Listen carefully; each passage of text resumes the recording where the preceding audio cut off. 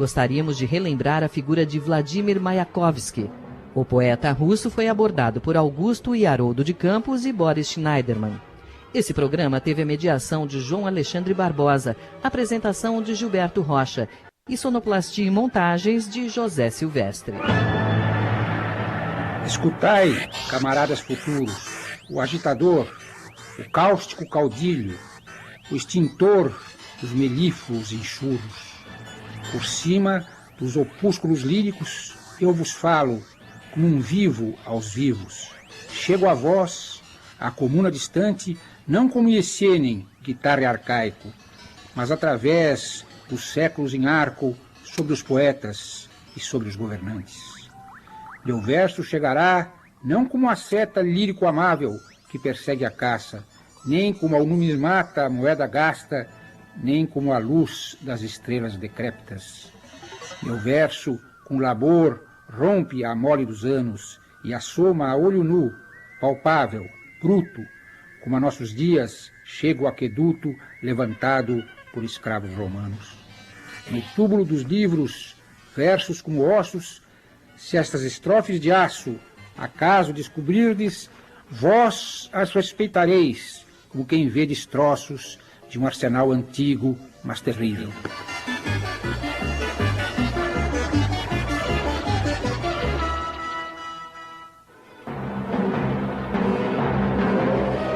Слушайте, товарищи потомки, агитатора, горлана-главаря, заглуша поэзии потоки, я шагну через лирические томики, как живой с живыми говоря. Я к вам приду, коммунистическое далеко, не так, как песня Есениной правитель. Мой стих дойдет через хребты веков и через головы поэтов и правительств. Мой стих дойдет, но он дойдет не так, не как стрела в амурно-лировой охоте, не как доходит к нумизмату стершийся пятак, и не как свет умерших звезд доходит. Мой стих трудом громаду лет прорвет, и явится весомо, грубо, зримо, как в наши дни вошел водопровод, сработанный еще рабами Рима. В курганах книг, похоронивших стих, железки строк случайно обнаруживая, вы с уважением ощупывайте их, как старое, но грозное оружие.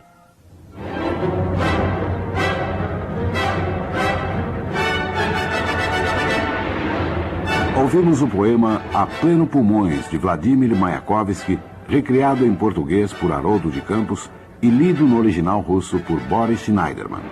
Para falar da importância da obra do poeta, convidamos o crítico e professor João Alexandre Barbosa. Quando se fala em Mayakovsky, logo surge a ideia da vanguarda, né? E da vanguarda culfuturista, né? A que ele pertenceu, né? Mas, evidentemente, que um criador é sempre muito maior do que os rótulos que a história ou que os críticos se lhe põem, né? O que o Mayakovsky fez em termos de vanguarda foi criar, abrir picadas no sentido de fazer com que, por exemplo, a poesia russa pudesse admitir dentre as suas possibilidades, né, aquilo que não era considerado poesia, né? Ele transformou objetos da realidade, ou mesmo a língua russa, deu à língua russa, a termos da língua russa, uma viabilidade para a poesia, né? O poeta, como você sabe, e como sabem, sobretudo, esses enormes tradutores que verteram Mayakovsky para o português, o Haroldo e o Augusto de Campos, auxiliados incessantemente pelo enorme Boris Schneiderman, é que o poeta refaz os caminhos da própria linguagem, não é? E da própria língua de um país. Ele amplia as possibilidades dessa língua.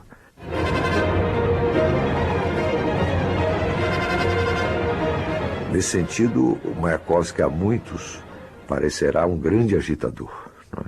Um grande agitador, quer dizer, aliás, próprio do seu tempo, quer dizer, junto aos revolucionários, né, da sua época, ele era também um revolucionário no sentido de que ele estava utilizando, né, os seus meios próprios, a poesia, para ampliar aqueles espaços, quer dizer, para transformar o mundo, para transformar a sociedade. Segundo João Alexandre Barbosa, Mayakovsky presenciou os inícios da era de Stalin, no final dos anos 20. Já nessa época, começava entre as vanguardas artísticas do Ocidente a difusão da obra do poeta. Influencia não só pelo tratamento específico que ele dá ao seu poema enquanto linguagem, não é? Enquanto linguagem, quer dizer, como verse maker, né? Como fazedor de versos, como até teórico do verso, não é? Porque ele escreve sobre isso, não é? Mas como alguém que diz os seus poemas e nesse dizer o seu poema transmite essa teoria do poema, essa teoria do verso. Não é?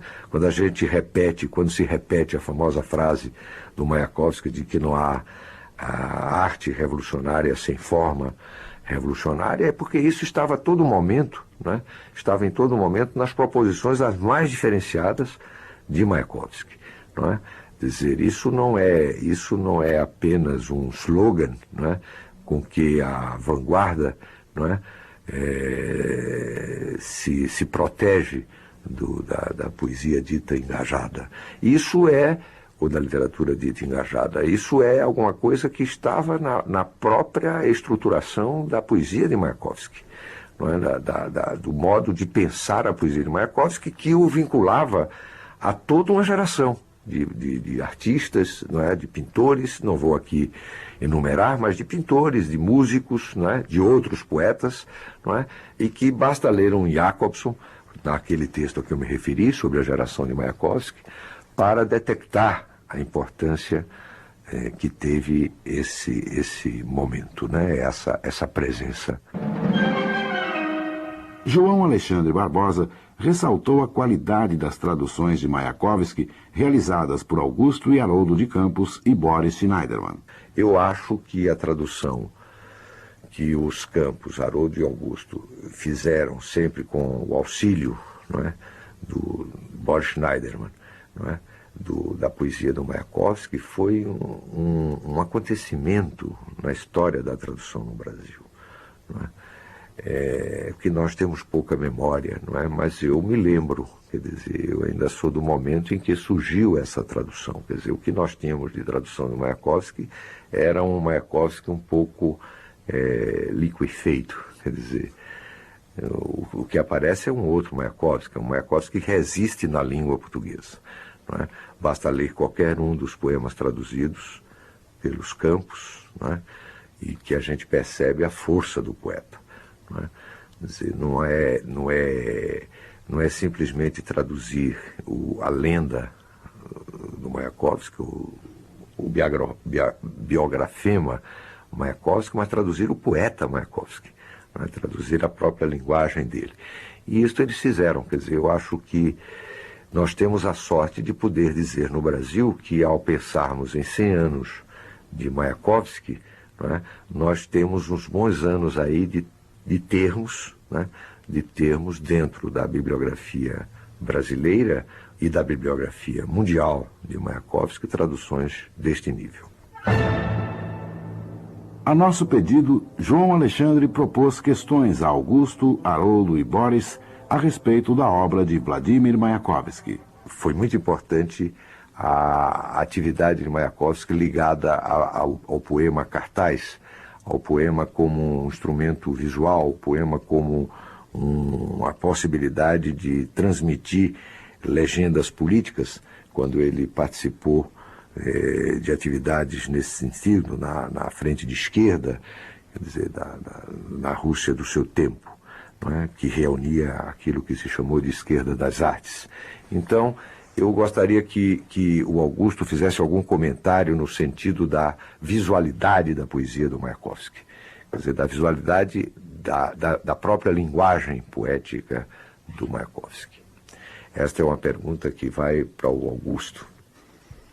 Realmente essa pergunta do João Alexandre é muito pertinente, porque o Mayakovsky é, em essência, um poeta intersemiótico.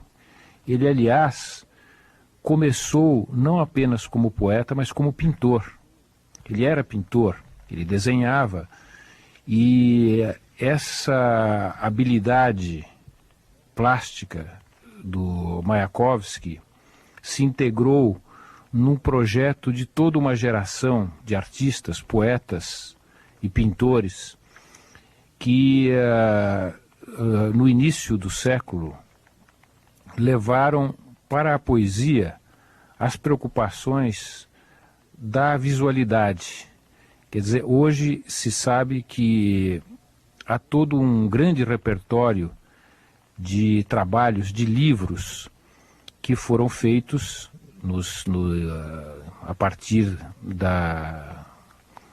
das primeiras décadas do século, não só por Mayakovsky, mas por outros poetas como Krutchonich, como Hliebnikov, em conjunto com artistas como o próprio Malevich, como Tatlin, Goncharova. Eram trabalhos, alguns deles edições muito limitadas, manuscritas, feitas com tintas diversas, ou mesmo com tipografia muito especial, uma tipografia artística, e, enfim, toda uma tradição em que se procurou renovar, no sentido do livro, quase que do livro-objeto, porque se usavam também texturas diferenciadas nas capas, nas próprias páginas dos livros, e, enfim, criou-se toda uma tradição em que se fazia uma ligação funcional e profunda entre o texto e a visualidade. O Mayakovsky foi um dos grandes protagonistas desse período. Augusto de Campos falou de uma nova visão da obra de Mayakovsky. Justamente, esse Mayakovsky intersemiótico faz parte de uma face nova que se está redescobrindo hoje do Mayakovsky. Esse é um dos aspectos, a meu ver, mais relevantes do que eu chamaria de um novo Mayakovsky em relação a uma visão mais antiga, mais retórica que se tem da imagem do poeta.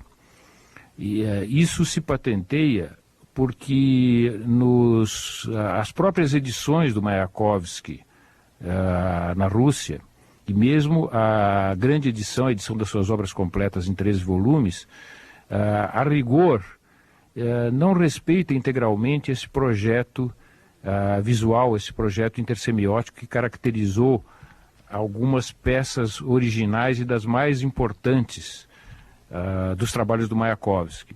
Mesmo outros trabalhos posteriores, mesmo outras obras posteriores, como aquela edição que Lissitsky fez em 1923 dos poemas, de alguns poemas do Mayakovsky, todos resolvidos com uma tipografia especial e com um projeto que tinha em conta a leitura em voz alta. O livro se chamava Dla Golosa, para a voz, e tinha toda uma estrutura que visava, ao mesmo tempo, a projeção plástica dos poemas do Mayakovsky, mas também a sua leitura em voz alta. Resultou na criação de um livro extraordinário e que hoje poucos conhecem, porque ele foi apenas reeditado facsimilarmente em uma ou duas pequenas edições, mas na verdade tudo isso vem mostrar a face de um poeta, de um artista profundamente ligado a essa interdisciplinariedade da poesia, e que, portanto, creio eu que tem e terá cada vez mais importância para as projeções futuras da poesia já na fase final do século, em plena era tecnológica.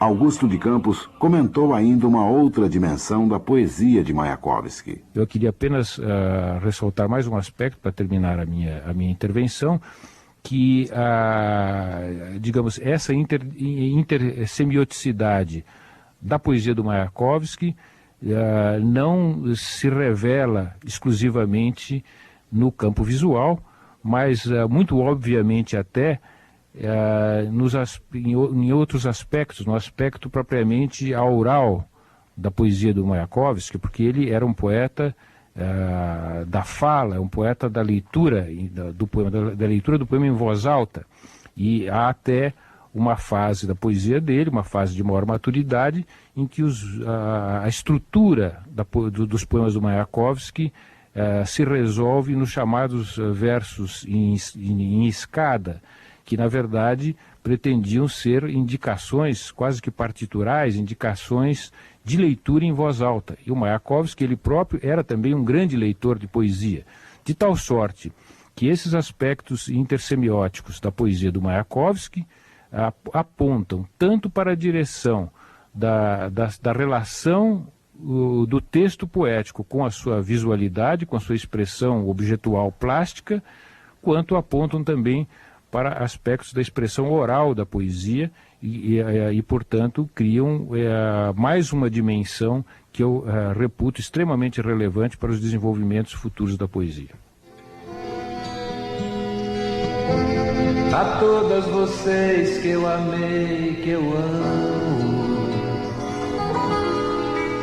repleto de versos, levanto meu crânio.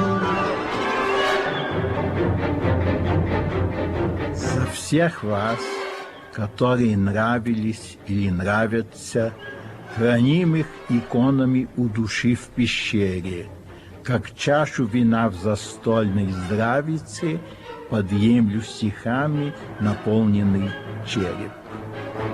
Flauta Vértebra, prólogo. Todas vocês que eu amei e que eu amo, ícones guardados num coração caverna, como quem num banquete ergue a taça e celebra, repleto de versos, levanto meu crânio. Все чаще думаю, не поставить ли лучше точку пули в своем конце. Сегодня я, на всякий случай, даю прощальный концерт. Penso, mais de uma vez, seria melhor, talvez, pôr-me o ponto final de um balaço. Em todo caso, eu, hoje, vou dar meu concerto de adeus. Память, собери у мозга в зале любимых неисчерпаемые очереди, смех из глаз в глаза лей, былыми свадьбами ночь ряди, из тела в тело веселье лейте, пусть не забудется ночь никем, я сегодня буду играть на флейте, на собственном позвоночнике. Memória convoca aos salões do cérebro um renque inumerável de amadas. Veste o riso de pupila em pupila, veste a noite de núpcias passadas. De corpo a corpo verte a alegria. Esta noite ficará na história. Hoje executarei meus versos na flauta de minhas próprias vértebras.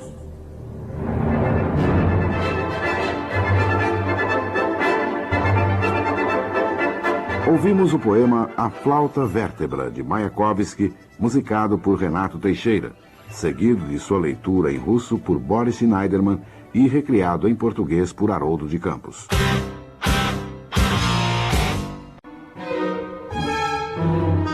Hoje, relembrando Vladimir Mayakovsky.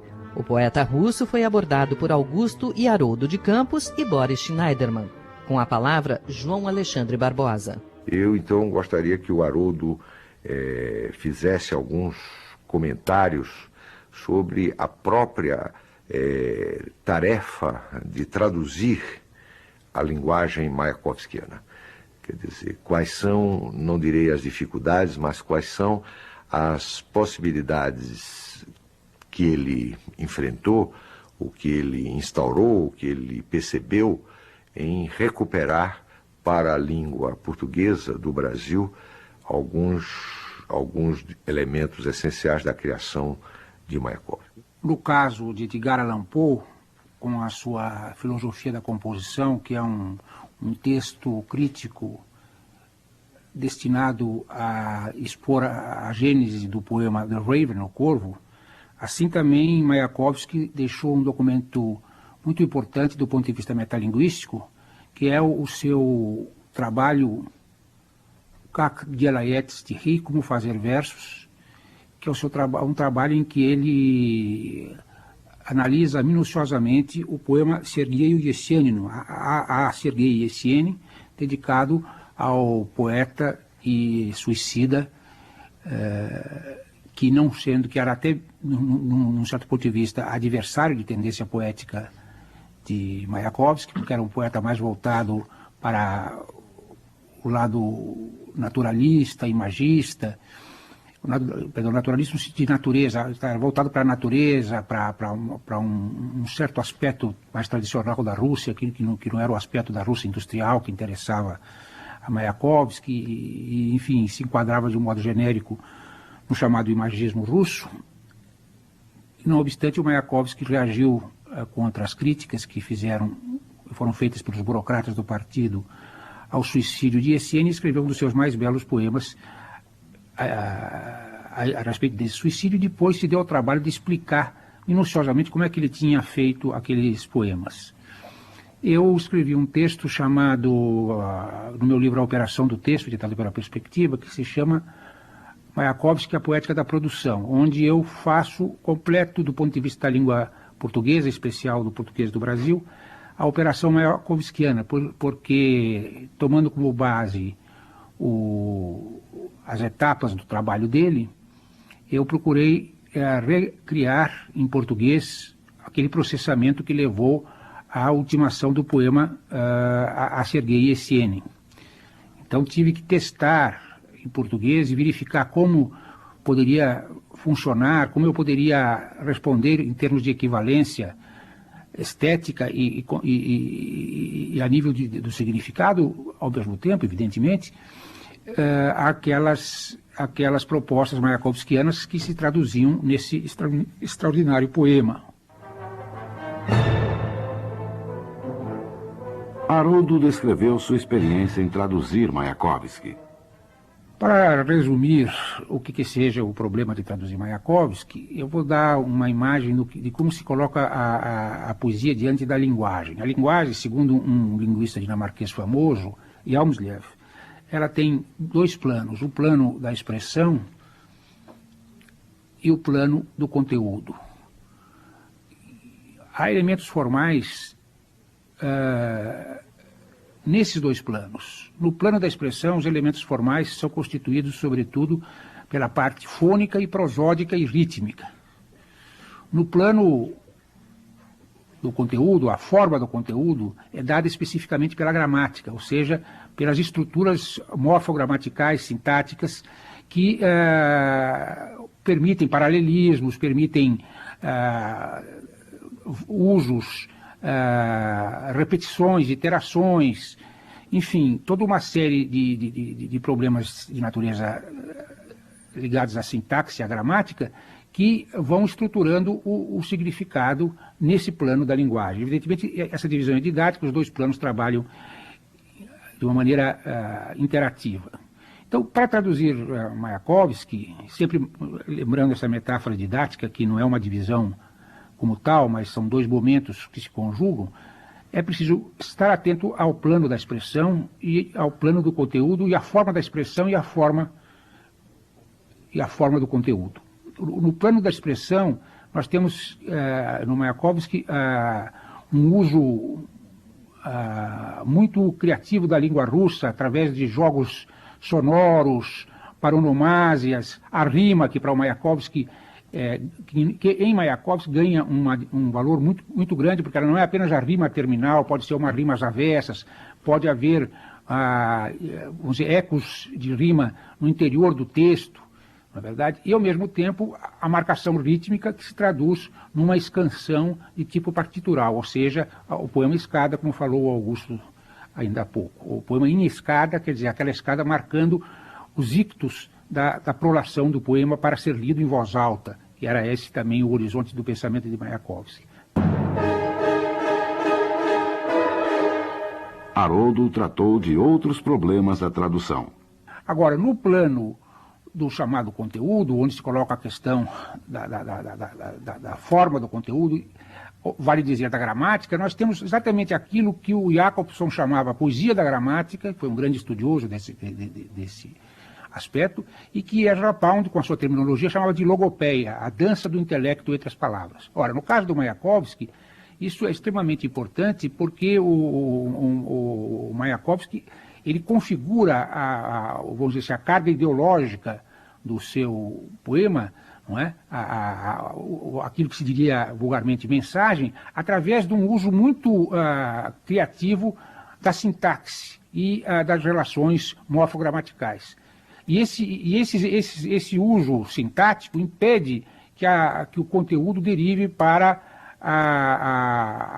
a mera retórica, o discurso palavroso, como acontece em tantos poetastros que tentam fazer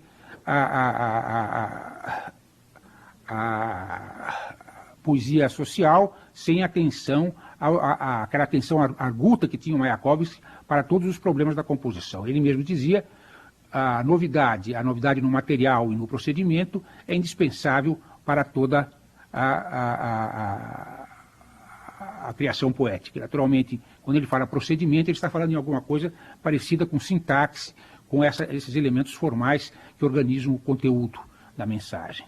Então, o tradutor do Mayakovsky tem que estar atento aos dois planos, não é simplesmente traduzir o significado, como fizeram, por exemplo, Carrera Guerra e, em espanhol, Lira Guerreiro, que produz uma versalhada frouxa, ou seja, produz o oposto do Mayakovsky, tendo a ver com o Mayakovsky apenas certo eco das ideias, entre aspas, do poema, mas sim traduzir com uma permanente atenção à dupla atenção do fônico, do gramatical sintático na obra mayakovskiana.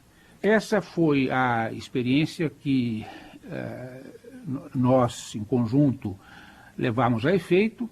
É claro que o que eu acabo de dizer se aplica sobretudo aos poemas mais largos do Mayakovsky, porque na primeira fase do Mayakovsky há poemas extremamente reduzidos, onde o elemento fônico é predominante, como Balalaika ou o quadro completo de Primavera.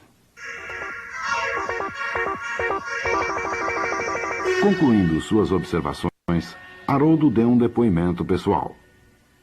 E para terminar, eu vou fazer um pequeno depoimento sobre a influência do Mayakovsky no meu próprio trabalho pessoal. Quer dizer, a coisa que aconteceu com o Mayakovsky foi que, depois que fizemos a tradução do Mayakovsky, as pessoas começavam a citar o Mayakovsky como se ele estivesse escrito em português. Quer dizer, sem lembrar que houve a mediação criativa de uma tradução. Eu, muitas vezes, ouvi pessoas me dizerem com admiração, como se tivesse sido escritas em português, aquela frase que ficou conhecida, o final do poema ao Sergei Yesenin: nessa vida morrer não é difícil, o difícil é a vida e seu ofício. Esse quase slogan que me deu grande trabalho para reconstruir em português, eu vejo correr assim de boca em boca ou de camiseta em camiseta, sem que sequer as pessoas imaginem ou se deem ao trabalho de indicar o autor da tradução. Agora, isso de certa maneira também é desejado no nosso processo. O que nós queríamos era que o Mayakovsky entrasse na circulação sanguínea da poesia brasileira e exatamente como um corretivo, não é, à versalhada xoxa dos poetas do chamado violão de rua, na ocasião das pugnas entre a vanguarda representada pela poesia concreta e os poetas do violão de rua, vale dizer, ligados ao CPC, que tinham uma ideia danovista da prática poética. Outro compositor que musicou as traduções de Mayakovsky foi Caetano Veloso, que fez essa canção para a trilha da peça O Percevejo. Terra, cabeça, gira. Então nós vamos ler agora dois fragmentos do poema A Extraordinária Aventura Vivida por Vladimir Mayakovsky no Verão na Dacha, que é um poema de 1920, do qual existe inclusive um registro fonográfico com a voz do próprio Mayakovsky feito à época. Então vamos ler.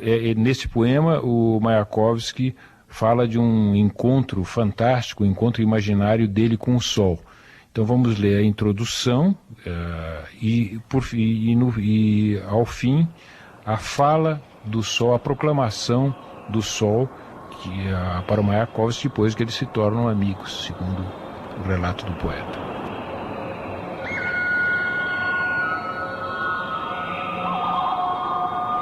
Необычайное приключение, бывшее с Владимиром Маяковским летом на даче. В 140 солнц закат пылал, в июль катилось лето, была жара, жара плыла, на даче было это. Пригород Пушкина горбил Акуловой горою, а низ горы деревней был, кривился крыш корою. А за деревнею дыра, в ту дыру, наверно, спускалось солнце каждый раз, медленно и верно. А завтра снова мир залить вставало солнце ало. И день за днем ужасно злить меня вот это стало. И так однажды разозлясь, что в страхе все поблекло, в упор я крикнул солнцу: «Слазь, довольно шляться в пекло!» Я крикнул солнцу: «Дармоед, занежен в облака ты, а тут не знай ни зим, ни лет, сиди, рисуй плакаты». A tarde ardia com 100 sóis. O verão rolava em julho. O calor se enrolava no ar e nos lençóis da dacha onde eu estava. Na colina de Pushkino, corcunda o monte Akula, e ao pé do monte a aldeia enruga a casca dos telhados. E atrás da aldeia um buraco, e no buraco todo dia o mesmo ato. O sol descia lento e exato. E de manhã, outra vez por toda a parte, lá estava o sol escarlate. Dia após dia, isto começou a irritar-me terrivelmente.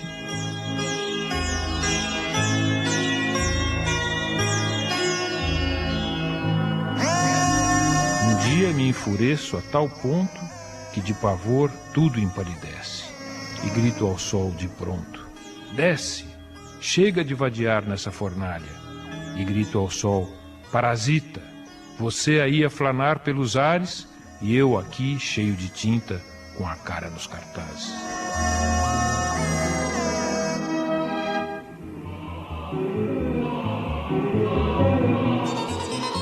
А солнце тоже, ты да я, нас, товарищ, двое. Пойдем, поэт, взорим, споем у мира в сером хламе. Я буду солнце лить свое, а ты свое стихами. Стена теней, ночей тюрьма, под сон двустолкой пала.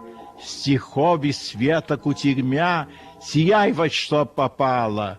Устанет то, и хочет ночь прилечь тупая сонница.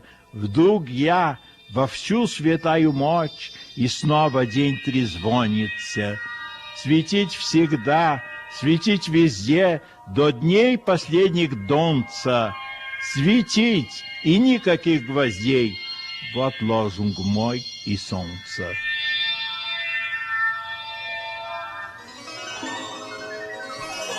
E o sol, por fim. Somos amigos para sempre. Eu de você, você de mim. Vamos, poeta, cantar, luzir no lixo cinza do universo. Eu verterei o meu sol e você o seu com seus versos. O muro das sombras, prisão das trevas, desaba sob o obus dos nossos sóis de duas bocas. Confusão de poesia e luz, chamas por toda a parte.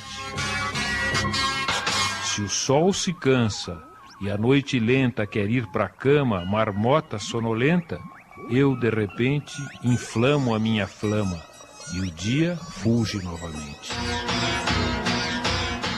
Brilhar para sempre, brilhar como um farol, brilhar com brilho eterno.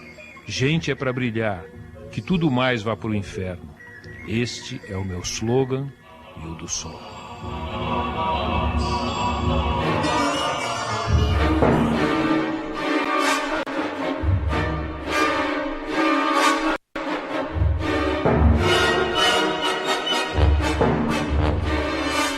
Boa parte da poesia de Vladimir Mayakovsky foi publicada no Brasil pela editora Perspectiva.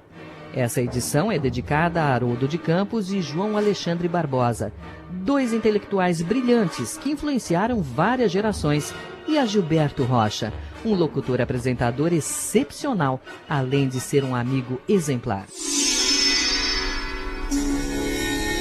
Fecho, encerro, reverbero. Aqui me fino, aqui me zero. Biblioteca Sonora, produção Marcelo Bittencourt, sonoplastia e montagens José Silvestre. Apresentação Cleide Foser. Esse programa poderá ser ouvido a qualquer momento no site www.radio.usp.br.